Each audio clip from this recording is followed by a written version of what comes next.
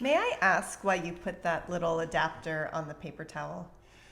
Because there's old sticky tape Okay. from the old podcast studio, and I didn't want to ruin the table. Oh, okay. The more you know. The more you know. Let me make sure audio is lined up. I know. It's been so long since we've done this. Are you sure you remember how to podcast? I remember how to talk. It's a thing I do. What was I thinking? I was like, I'm going to do a live for the Days of Our Lives 55 year celebration. And I said, I'll probably do 15, 20 minutes. Talked for an hour and 40 minutes straight. Ooh, Freddie Smith? Yeah, I had a blast. I would have kept going, but my voice was getting a little hoarse because I was projecting. Yeah. And so I was like, well, I want to save my voice. But yeah, we're back. We took a week off because I think the past 6 months we have put out 2 to 3 podcasts and vlog every single week. And, sometimes it's nice to step back. Sure. And we figured with the noise of the election happening this week, and since there's going to be tons of political coverage, we said we don't want to do a political coverage or also in the midst of one of the biggest elections. Like be numb to the fact of that this is all happening. Yeah. And, everyone's watching the election the next morning. And then we're just like, so guys, we went to Disneyland or Disney World.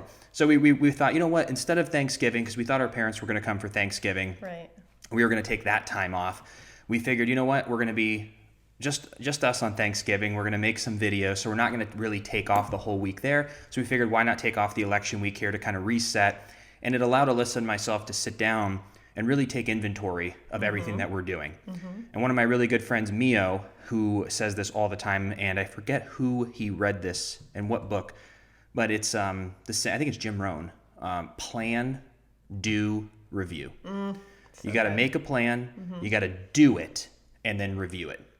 So that's what we did this past week, is we really went through a lot of the comments, we went through a lot of the back office of numbers and advertising, and we're looking at the business that we're creating here on YouTube and Facebook and iTunes and going, okay, what is working, what's not working, what needs to be adjusted? And that's the beautiful thing about bringing something directly to the market, is all of your comments and your activity is showing us the answers of what you all like. We know the topics, we know the vlogs are doing phenomenal based on the numbers. Right. And the advertisers like it too. So we've been taking inventory. We also got a lot of administrative work done.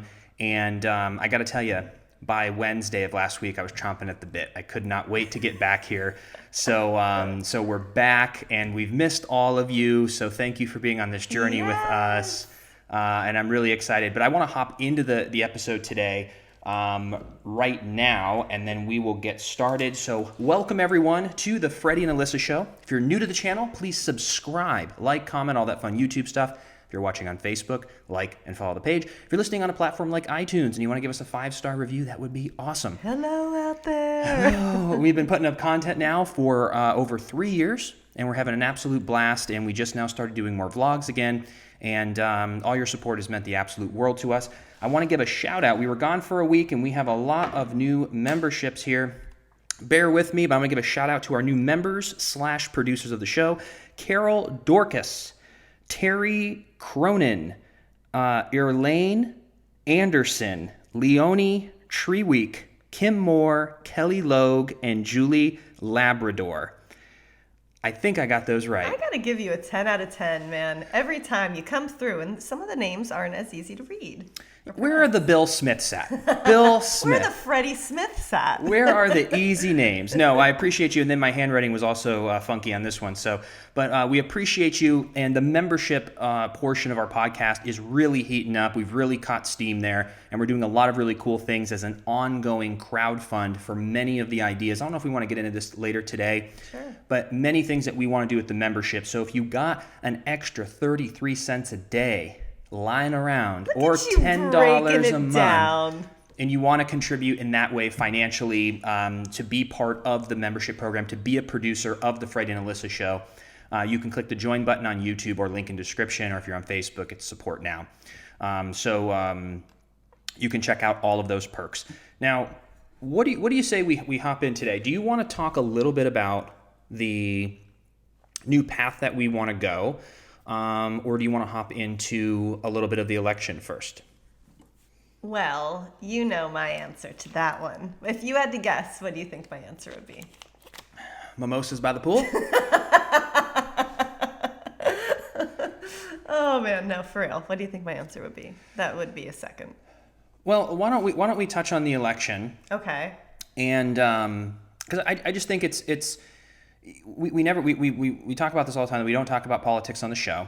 And I really think the politics talk that I think rubs people the wrong way is what we see from people who are over the top, passionate or aggressive about their point of view, where it makes the other person on the other side feel a certain way. And I think that's why people are like, oh, Freddie and Alyssa, you don't cram your ideas on me, and it's just nice to be able to watch. But I do think there's room to have a conversation where we talk about politics, especially in an election like this one, where our goal, and we're not going to share one side or the other. We're not going to share who our support was with. We don't want to force any ideas or policies or anything on you. That's not our goal. We just like to kind of talk openly, because I think when you look at the whole political spectrum here of people in the United States, I think all we're really seeing is the loud people on the left and the loud people on the right. I think many of America falls where we fall. I think people are more center that lean a little left, or they're center and lean a little right. And I think that having just an open conversation where people aren't judging or calling the other side evil is actually healthy, and how you get things done.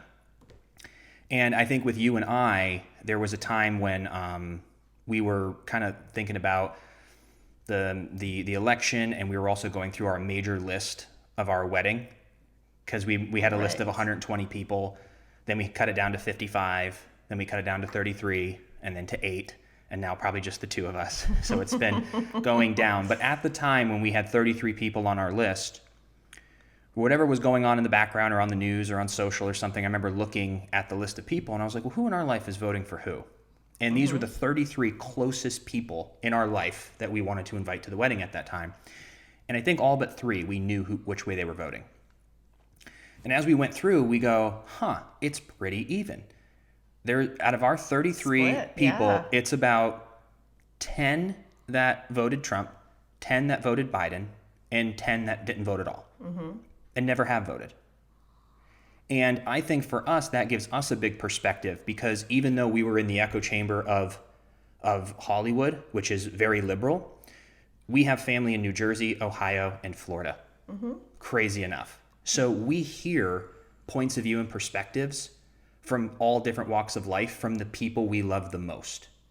So we never get in, that's why we don't really talk about it, because we have empathy for every decision. When I talk to somebody about why they're voting for Trump, I understand their point of view.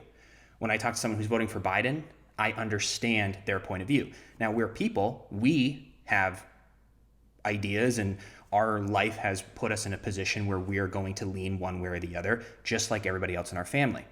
But if we were able to have a wedding with those 33 people, everyone would have had the best time ever if we were able to do that without everything being shut down. Right. There was going to be Trump, Biden, and people who didn't even want to go and vote. Yeah. And everyone would have got along well. And I think that's how I see America in general. Is I know there's big challenges. I know there's important policies. There's very important policies. There's a lot at stake. But also in the micro, everywhere you go, and we've been to how many cities in the United States? So many. So many. I have never, ever felt weird with anyone in any place, in any town, at any time. There's been a few people who've been rude, but 99% of the time, no matter where you are in the country, people are a pleasure. Sure. And we've run into people who are Biden and people who are Trump all day, every day. The people who are firefighters and police officers and nurses and doctors and pilots and daycare workers and teachers. And we're all living amongst each other. And so the thing that bothers me the most is just how divided that we are.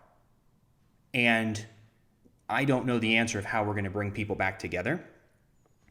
But I think having conversations like this, where I truly believe people who are listening right now are like, yeah, like we're all the same. I can just tell by the energy of our audience that people have a strong opinion of who they voted for. But everyone's being polite. We're all just kind of living our life, going to work, paying our bills, trying to make a difference in our own community, in our own lives. And we are aware of how serious these policies are and how important things are in our life. But at the same time, calling each other stupid, calling each other evil, shutting down the conversation will never get anything done.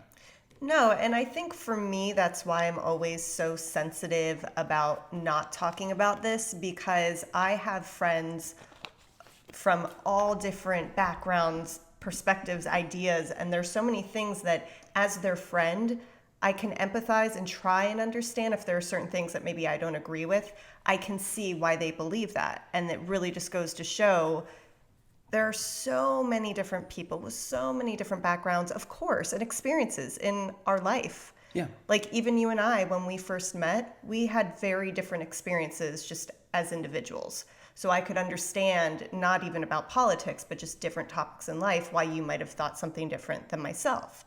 And that's what's happening with all of America, but people don't take a step back and go, wait a minute, let me try and understand why you're thinking this way. Mm-hmm. Let me try and understand why that's so important to you. And I just think if you had, a country that all just tried a little bit harder to understand where the other side was coming from, that would be that would be so nice. It'd be so lovely. And I don't understand why it's not like that.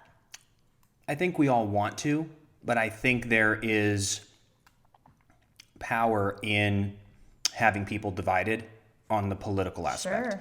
Having people get behind a group and be part of a team is going to have people turn out to vote more.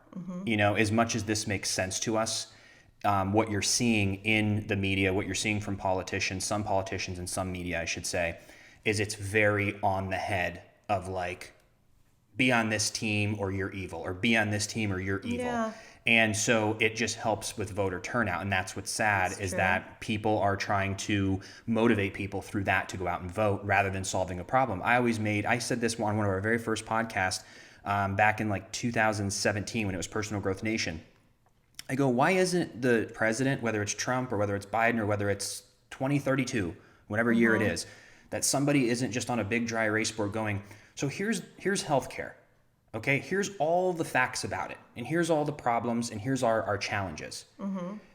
It's such a complex thing that even if you sat down for 8 hours and watched it, we probably still wouldn't understand it. But then when we get to watching a debate, it's like, you're going to take healthcare from us. Nuh-uh.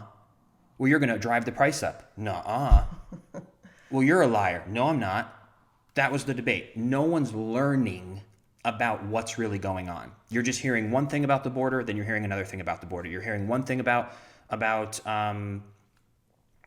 taxes, you're hearing another thing about taxes. One thing about college, another thing about college. And it's like both perspectives have truth in it, but where's the compromise? And then we're left with the mess as Americans. Well, yeah, and I think too it's really important to realize that, once this whole election is done and people continue on with their lives, it all starts and ends in our community with the people we're living amongst. You have to be kind to them. You have to try and empathize. You have to try and understand their points of view, and you have to work together with them. Yes. President, vice president, they're all off living their life, doing their thing. So should you. It starts within the community, and I feel so many people kind of forget that when you get kind of caught up in all of the chaos and the hurricane of everything that was going on, because it was a crazy week. Well, it's just starting. I know. It's just starting. I know. And I think that's another thing to address that we have to realize, that social media is playing a part in this. And I'm always the first to say I love social media and I love the gifts that it has given us. But some of the other things that are coming out is this feeling of belonging. And I think that's a lot of what politics have become. Is I think we're in a very, very privileged 2020. You can literally talk to a voice on the phone that can order you something to your door in 30 minutes. You have endless amounts of content. There are people who are really struggling in this country and around the world, but most Americans, even during this crazy time, are safe. They have a roof over their head. It's a very privileged time compared to name many decades. And I think people are searching for purpose. And I think the pandemic, on top of social media and the top of us comparing ourselves to everyone's highlight reels, have really slowly over a decade have gotten to us. We're even seeing, when you see the jokes about 15-year-old girls When you think about how you were at 15 years old to what 15-year-old girls are today, I know. how they're being morphed by social media. Like a 15-year-old girl was kind of like this little, like just normal little innocent girl. Yeah. And now you're seeing these 15-year-olds on TikTok that you're just like, are you like Are you 22? 21 What's or- going on here? Yeah, it's crazy. So there's just so many things going on social media, but I feel that there's a lot of people who might have been lonely in life in a different decade, and maybe they weren't popular in school. They didn't really get much attention, and they decide that they're watching the news, they're watching everything that's going on, and they tweet out that they hate Trump or they hate Biden or something, and all of a sudden, for the first time in their life, they get positive reinforcement that 17 people have acknowledged them and said, hey, come here, brother. Come over here. We got you. You're on our team now. And now they've been given a group. They've been given purpose. Because I think a lot of people are lacking purpose, especially during the pandemic. And politics is giving them that sense of group, that sense of feel. And in some cases, in an extreme way, and even some people are are comparing it to potentially the same kind of belonging as a religion, which yet again, not judging anybody, whatever they're doing, but just to be aware that that's a lot of that is happening as well. But you don't want to put your faith in not your faith in a religious way, but your faith in purpose, unless you want to be an activist for a living. But it all starts with you, like building a life that inspires others to follow you.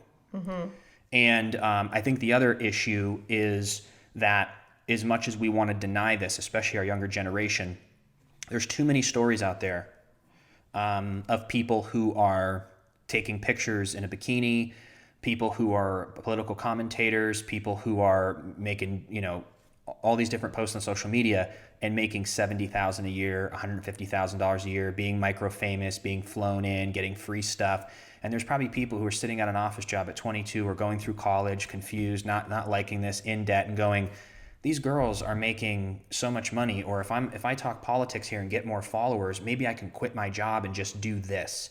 I think there's a lot of that as well, that people are seeking fame, not in maybe a way that I'm famous, but seeking a way of like, can I just please be an influencer because this will be so much easier? And I get that. Right. And it's the same thing with us. Like, we're aware with our podcast that if we posted if we did a days of our lives, recap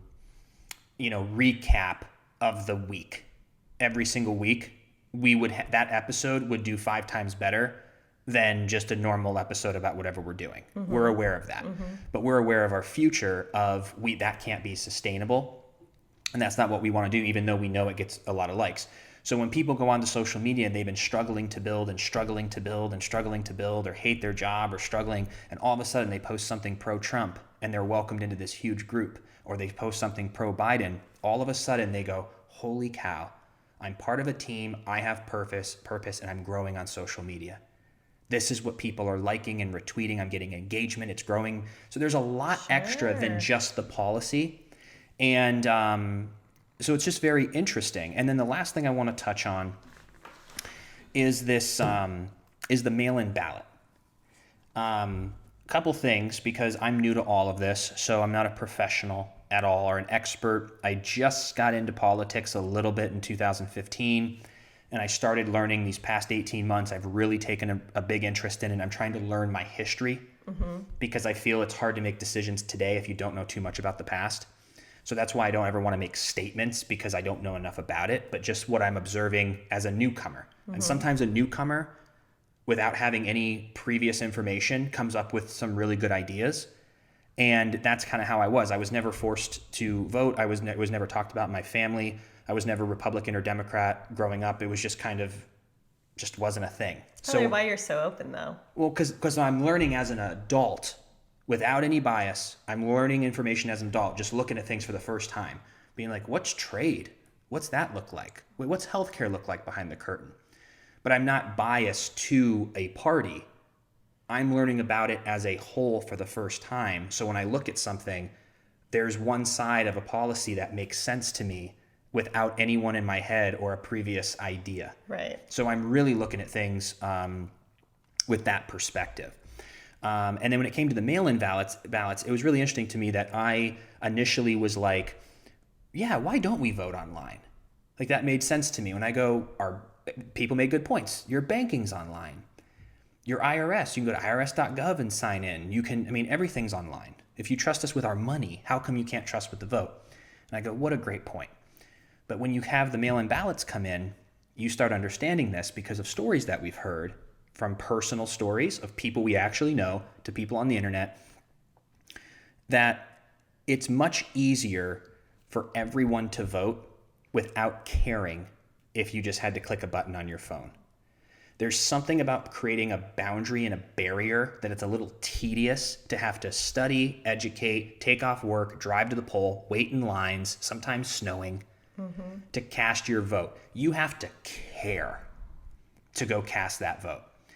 When it comes to the app, you could just go, hey, everyone get your phones out. We're all voting for Trump here. Get your sister. Everyone's here. Or, hey, we're getting, for Biden.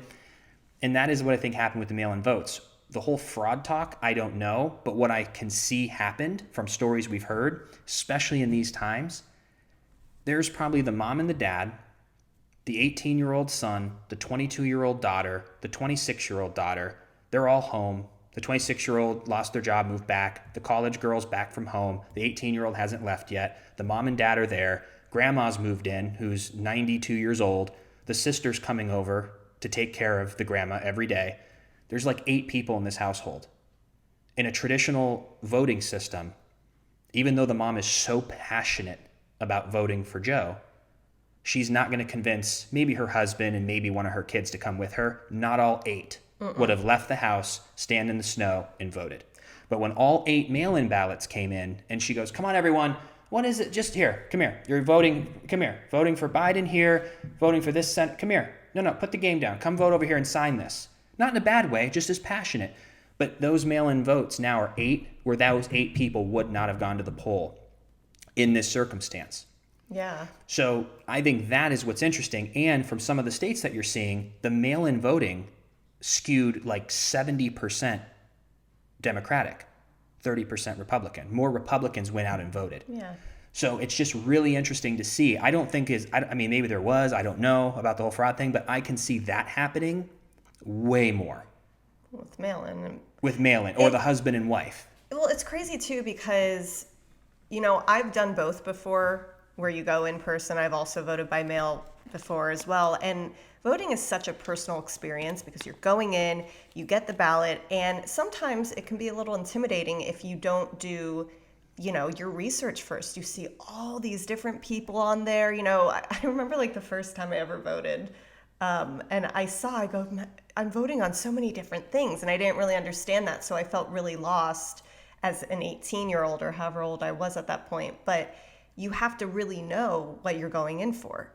Because when you're doing a mail-in ballot, like you said, if you're at home with everyone, you're like, well, what are you guys doing here? And, oh, what do you do here? But when you're going into that voter's booth, it's such a personal thing. And you're like, okay, I need to know this. I need to know this. And I've always thought it would be so nice if you could just have like an hour of watching 2 minutes of each person who's, about to be voted for. And you just kind of know, oh, well, this is what this policy is.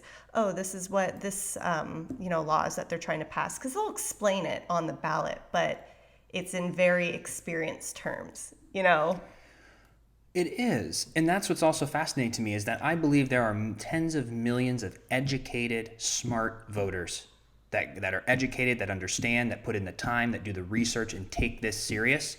But there's also tens of millions of people who just might know about Biden or Trump, but don't know about anything else on the ballot, and they're just kind of going with it. Or there's people who are influenced by just, oh yeah, I heard this on the news that Biden's corrupt, or I heard this on the news that Trump's corrupt, and so yeah, and then all my friends are wearing Biden hair. Biden. You know what I mean? It's kind of a mixture of everything. And it's going to be very fascinating to see how the voting continues to evolve. Mm-hmm. What the mail-in ballots have done for the future. Are they going to continue to do it solely by mail or take it away? Or what's the future going to be? I'm just very fascinated to continue to seek the truth, to stay educated, to have empathy, because we're all going through growing pains. Yeah. We don't realize how much technology, and especially with the pandemic on top of it, there's just a lot of information. We've never been in a time that we're inundated with constant information. Yeah. And then a side note real quick too, what's interesting about these about social media and the algorithms that I've noticed, because a lot of people are saying, oh, they're censoring and all this kind of stuff, and I'm sure there's some of that true, I don't know. But the bottom line is that these algorithms are designed on all these platforms to give you what you like. If you are a Trump supporter and you watch Trump videos, you are more likely going to click on Donald Trump's 10 funniest moments or clapbacks, which is going to make more money, which is going to keep you on the platform longer, than why Joe Biden's awesome. The algorithms are going to feed you what you're spending your time watching. Not that it's bias. It just goes, the algorithm's main goal is, how do I keep Alyssa Tabbitt on this platform as long as possible? How do I get her to click on the next thing? So if they're not going to give you a fishing video, how to catch a bass, you're not going to click on that. They're going to look at, what did she just look at the last 6 videos? And then who watched those 6 videos, who's similar to Alyssa, and we're going to give her that video. Fashion. So they're going to keep doing that. So it's just feeding in deeper and deeper to the polarization, because we're just looking on Twitter and it's all one-sided, because it wants to give you what you're liking. And a lot of people too, it's your friends. Most of the time, unless you're in an interesting situation like us, where I feel we met a lot of friends in Hollywood, but we have so many friends and family in Ohio, and so many in Florida, and so many in different places, that we have across the board a true mixture. Yeah. Like if we all had a Thanksgiving, it's not going to be like, oh, it's just our aunt and uncle who's Trumpers. It's no. We would have a table of 50 people that is all Trump, Biden, don't care. Trump, Biden, don't care. We have an eclectic group, which is, I think, on top of everything, giving us such a perspective of not feeling attacked, and I don't feel anyone's evil. And I'm just hoping for a fair outcome. I want people in America to feel good about Joe Biden or good about Trump in the way that it happens, so that we can all work together. Talking about politics, it's always been a really sensitive thing for me. And, but I think it's important that even with this conversation, we were open, and maybe that would spark one thing with one person who's listening, who goes, you know what? Let me try and think about why my mom views it this way. Yeah. And they don't have, arguments, or can just work together. And, that's all we were ever trying to do in general. It's just really fascinating. I've been trying to pay attention a little bit to what's going on, but not getting consumed, because I think we're in for a long road. Yeah, it's crazy, because I feel like the first few days I was really on social media, and then I couldn't. You know what I'm saying? Like, I just needed to take a deep breath, and especially even my mornings lately, I've really just not had my phone. I read my book, I do my journaling, I listen to my music, because I have to protect that little bit of sanity left, because it's a lot to get consumed in. Yeah. You go down the rabbit hole, and then you're like, oh my gosh, where did that hour go? Exactly. And then you're all stressed out. Can't do that. No, it's just time to, to watch it, to learn from it, and then, get back to what we need to do, because we're still in the middle of a pandemic, and we all need to figure out, what these next moves are as a whole. Well, speaking of moves, can we go a little bit into plan, do, review, and what we've been up to? Let's do that. All right. So we've been chatting a lot about, because we've been having our podcast 3 times a week. We've been adding vlogs in, and we also really, really, really wanted to take care of all of our members, and that's why we did the extra podcast originally. So after reviewing everything, where do you feel that we're at, and what is it that you kind of want to go to? Well, this is a lot to unpack. So let me see if I can figure out how to place it. So what an episode, guys. So the initial idea was more is better. Is that doing 3 podcasts a week? Well, we were doing 2. And then like you just said, we added the Monday. Even this one, which we didn't mention at the beginning, is a Fueled Up. This one normally you'd only be able to see the first couple minutes of it if you weren't a member. The Monday episodes are a bonus for the members who are contributing. So we said we're giving 2 for free, And then one will be a perk for the supporters who want to throw in $10 a month. We'll give them a lot of exclusive content plus an additional podcast. Well, what we ended up seeing though is doing the Monday, Wednesday, and Friday podcast is that we were doing about 30 minutes each time, which was an hour and a half. And a lot of the comments we were getting were, oh my gosh, it felt like it was just getting started and then you would cut it off. Right. But the reason that we did this is that we knew as we were growing, if we did 2 hours on Monday, 2 hours on Wednesday, 2 hours on Friday, no one's going to have time to watch all of that.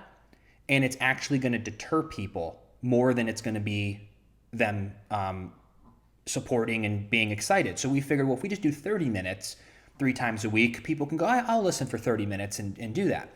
But then again, it seems like just when you're about to get into it, we stop talking. Right. So we were looking at that, and then we look at the numbers. We look at the ad revenue. We look at the comments, and we look at everything that's happening. And I think what we're going to do, we haven't made this decision yet, but it seems like we should do 1 mega podcast a week. And we're just talking out loud right now. Yeah. Honestly, like we just talked about this yesterday, and we were kind of going over it. It looks like we're going to pick a day, and I don't know if it's going to be this week or next week, whenever we're going to do it, is we're going to do 1 mega podcast where all of you can look forward to Wednesday or Thursday or Friday or Monday or whatever it is, where you go, I get to sit with Freddie and Alyssa for an hour and a half to 2 hours. I can eat dinner, put it on the TV. I can go for a long walk, but it's going to be an experience where it's kind of like an hour and a half, 2 hours, or an hour or 3 hours. Who knows? I don't know yet, but a lengthier, full, deep conversation. That's once a week. And then I think we're going to do an additional podcast that's just for members. So if the hour and a half or 2 hours for the 1 podcast a week, the mega podcast, isn't enough for you, and you're like, oh my gosh, I want more, and you got $10, you're like, you know what, I'll support and I'll get an extra 33 podcast. cents a day. 33 cents a day. And I think that would be really great. And then we can focus on the vlog, where we can do 1 vlog a week as well. Yes. And then anytime something important comes up, because this is where we've really gotten caught, and this gets really technical here, but say for instance, what's a good example? Here's a good example. When Days of Our Lives shut down for 2 weeks because of someone got you know what, we ended up making that a podcast where the podcast was titled Days of Our Lives Shuts Down. But it was like 32 minutes. And of the 32-minute podcast, there was like maybe 7 minutes of the day's thing in that somewhere. So a lot of people who might not watch us regularly might have clicked on it and goes, oh, and then it's like, well, where is the info? And then they may have clicked off or not, or whatever that may be, where that would have just been a great one-off video. Right. That you get news, you put the camera right here, and I go, hey everyone, so this is a 6-minute video, as you can see. This is what's going on, so that strangers who come across this don't feel intimidated by this big news that, 37 minutes? Like, where is it? Like, I got to go. They're not in the mindset to sit down and listen to a podcast or put it on their TV like we do. Like, I have my few podcasts that I watch that I sit back, I get my food ready, so I understand what our audience feels, who watch. But those one-off videos is going to help capture a bigger audience so that it's just a quick click, and we've seen that on numbers. When I said Christian Alfonso left, 109,000 people watched that because it was a 7-minute video. Yeah. If that would have been a 42-minute video where Christian Alfonso was in the middle somewhere, it would have gotten maybe 8,000. Yeah. So we're really starting to look and going, okay, so what do we do? So it looks like the 1 mega podcast per week is going to be filled with just tons of stuff. And the title will be whatever the title is, but it'll only capture a portion of that. But the people who are clicking to watch the 2 hour and 15-minute 1 podcast a week of Freddie and Alyssa, it doesn't matter what the title is. They have become interested in what we have to say, and they're excited for that 2 hours. A lot of the podcasts I watch don't even have a title. It's just the name of the show. Because I know that in this 2 hours, I'm so interested in whatever it ends up being, but the title isn't what makes people click. I think the hot topics like, I don't know, what's like another thing that could have happened? Like the Lakers win. Right. That's a 6-minute video. Yeah. Not the podcast title mixed into a 37-minute episode. Because someone's not going to click on that and go, let me sit here for 45 minutes and figure out where the... If they don't know us. If they don't That's know the us, big point. For exactly. all of you who are supporters who love us, this is irrelevant because you love our stuff. But for newcomers, I'm looking at myself as a consumer. When I'm on YouTube and I click around and I go, I don't know who this person is. Who's this guy? 29 minutes. I don't know. I'll find someone else who's talking about Joe Rogan, Yeah. whatever it is. Because I'm new. So our idea is we have built incredible depth. Our retention, when people click our videos, they watch. So we want to use this mega podcast every week to continue to build that depth. Because even when I did that live yesterday, I got into these big, deep holes of just talking about stuff. And I got so many messages afterwards of people being like, holy cow, this was so amazing. And I started off, and I will tell you, it started off kind of, surface. It started off very surface because it takes you 20 minutes to kind of get into it sometimes. Or it was kind of like, hey, everyone, yeah, my favorite water's this. Or like, yeah, I've texted Chandler. And it was all kind of very surfaced. Yeah. And then it took a few questions and a few getting used to. And by the 30th minute, 30, 40, 50 minutes, it just all went away and it became a conversation that I think connected with people in a very deep way. And that's what we want our Friday podcast or Wednesday podcast, our mega podcast per week, that everyone's looking forward to a jam-packed conversation where they can look at it as a film or listen to it as a big piece of content, hear about our whole week, hear about current events, hear about everything we talk about that usually would be Monday, Wednesday, Friday, and talk way longer in one.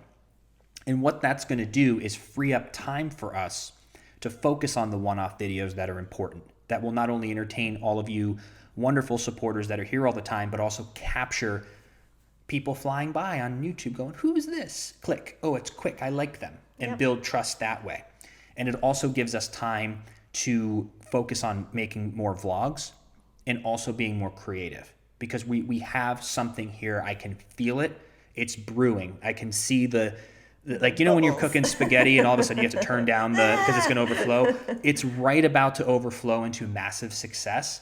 And we're just kind of figuring out where to put our time. We want to bring the best content possible to everyone, to our audience. And that's the audience that loves and knows us. And then also to the future audience, you know, to be a little bit more discoverable. So if you even think about it, when we do shoot 3 podcasts a week, even if it is only for 30 minutes, so much time goes into that, like prepping before and getting dressed and making sure that we have the camera angles great. And then you edit and then we upload and then we upload to the audio and all of that. So there's just so many little things that go into it. It's like, why not just do one big mega podcast and batch our time, which I've been trying to say to do forever. Well, because what you just said is what is interesting.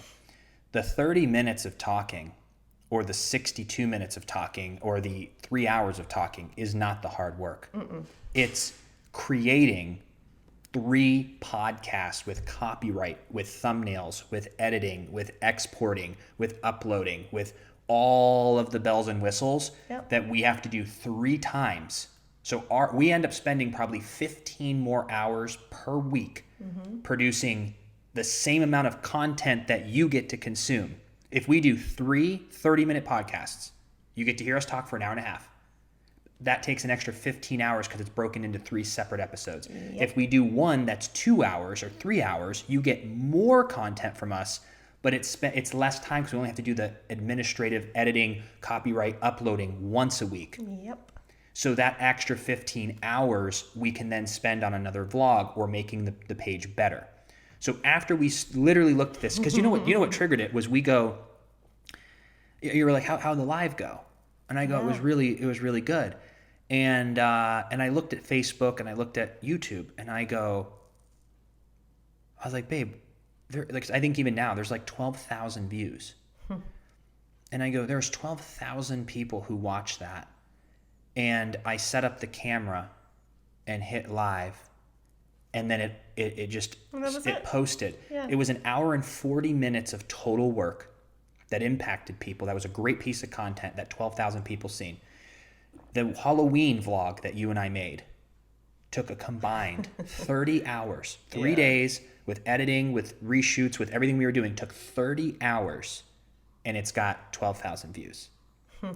Now I wouldn't say more fun, but the vlog is something different than the Sure. live. But it was the first thing that we looked at and go, wait a minute here. We want to make good content that people are watching and seeing, but we don't have the luxury of having a team. Right. If we had a team, you and I could do 2 hours every day. Because that's all we would do. And we could focus on other things where the team would do the editing and all that stuff. Sure. But you and I need to have our plans open, our days open to continue to innovate, to make this channel and YouTube and the podcast in general compelling. Because it's always what's best for all of you. We're not afraid of the hard work. It's just what is best for you, what's best for the audience. And then the last thing about the 3 podcasts that I realized is the person who wants to watch one. And I do this with Joe Rogan. He does 4 a week, but it's Joe Rogan, and he has Elon Musk, then Kanye West, and then Andrew Yang, and then a FBI agent. So in general, you're just like, holy cow. He's at a point to do that. Sure. But if you and I do Monday, Wednesday, Friday, and someone was busy all week, and they go to our YouTube page on Thursday, or they go on Friday, that person's going to go, it's Friday, the Monday, Wednesday is old news. I'm going to watch Friday's episode. And they didn't watch Mondays and Wednesdays. If there's just one, everyone who goes to our YouTube page that week is going to watch that one. So the 1 meg of podcast is going to get way more views and way more retention, which is going to bring way more advertising for us. Yep. And then we're going to do that second podcast for the members group. Because at this point, we've grown the members group so big that you're going to start hearing that a lot more. That we're doing so many creative things in that group that it's definitely going to be worth to check that out. And also, too, for anyone listening, we love to hear what you guys want to see more of. You know, when it comes to the podcast, what type of topics would you prefer to hear about? Do you guys really like the vlogs? Should we really focus, on that as well? Or where do you want us to go? Like, we're totally open. We love hearing. We want to deliver the best content for y'all. So, yeah, let us know for sure below, whether you're on YouTube, Facebook. If you're on iTunes, maybe head over to one of those and let us know. But we love to hear it. Yeah, the relationship is between us and you. Yep. And that's how we go off of. We look at, ultimately, we're in competition with everyone for where you're going to spend your time. And our content has to be interesting, fulfilling, adventurous, different, but also familiar. And that's how you build a big audience, and that's how you make a big impact. And that's what we're ultimately doing, is how do we reach people? I said this on the live yesterday, is I impacted probably 1 million lives by playing the role of Sonny. But that was orchestrated for me. Yes, my choices, and yes, me bringing Freddie to Sonny might have contributed to the success of that story. Sure. Maybe if someone else would have done it, it wouldn't have, or it would have still just been great because that was the writing and the producing. But it was orchestrated. A little part of me helped that. That's me being humble. Maybe a big part of me helped that. I don't know. Maybe it was 50-50. But what do we do from here on out? What's our next move? Because I can't just look back and keep talking about how great I was in varsity baseball. It's over. I can't keep talking about I won an Emmy and did all these episodes. That's over. I mean, I still might go back for stuff, but I'm saying that chapter's over. Who is Freddie now? Who is Alyssa now? What is our next step to be able to touch people in a way that helps them, like my character did? Yep. So Days of Our Lives has the 55-year run rate in reputation and distribution. And even for us, we don't even need it at that big of scale. I really want it that big, all the countries and all this stuff. But you and I are on this next step of how do we create content? How do we use our words and communicate and share our ups and downs, our failures and successes here on this podcast, entertain people with our vlog, keep people in the know, and really impact and have that and do that again. But isn't it crazy, too, that we're really lucky with the time that we live in? Because if this was 20 years ago and you were done with days, and you wanted to do this and make a difference and reach a lot of people, how would you do that? We have the platforms now. Everyone does. It's really scary to think about a time, like, it's so crazy. Isn't it? Like, what would Freddie Smith have done to reach a I guess bigger you couldn't. audience? You would have to sell. You would have to be hired or sell. You have to be hired. We would have to go, hey, we wouldn't know we loved podcasting. We tried podcasting like we've tried many things. I didn't know it was going to make me feel so good to do it. Yeah. So I don't know if we would have said, hey, go to every radio station. Like I would have never thought that's what I want to do. There were people who told me back in the day, they're like, you'd be good at radio. And that was before we even started podcasting. Yeah. But I was like, I don't even listen to radio. Like I listen to music. Like a lot of people listen to talk radio. Yeah. Serious. Like I was never that Oh my guy gosh, until my mom podcasting. always did growing up. She still does. Do you want to hear something crazy? What's that? Is the only reason I even got into podcasting is because when we were introduced to Gary Vaynerchuk, who made YouTube videos in 2014 about business, and we watched a video of him, and I became obsessed with him. And for the first time, I started not only reading books, because that was before Gary, I was reading, Yeah. but then I started seeing the education online. So I was watching Gary's daily vlog about business and how to do marketing strategies and how to do all this stuff, and I became very fascinated. Yeah. And then he was in LA, and he says, I'm filming this hologram speech with this new technology where he was going to record a speech, and then they were going to hologram and beam him into all different parts of the world. Yeah. And he would give that same speech on stage. And we got to go see that. And you were picked based on something you emailed him. And he picked like 50 people, and we were one of them. Yeah. And we went to this thing. We watched it happen live. We got to meet him. And I was like, this is so cool. And while he was in LA, he went to the Joe Rogan Experience, one of the biggest podcasts in the world. And that was 2017. And I was on YouTube, and I was watching Gary Vee's new video. And what popped up as a suggested video I might like? Gary Vee as a guest on Joe Rogan. Wow. I watched it and I said, who's Joe Rogan? Didn't even know he was the Fear Factor guy because I didn't watch it. Didn't know his stand-up. Didn't know anything about Joe Rogan in 2017. I go, who's this guy? Not a clue. But I enjoyed the conversation. It was something I've never seen before, that two people talking across from each other. And I was a fly on the wall listening to these two people have a riveting conversation for an hour and 45 minutes. And I go, huh. And then what did YouTube do the next day? Recommended another Joe Rogan Experience with Elon Musk. Let me watch Elon.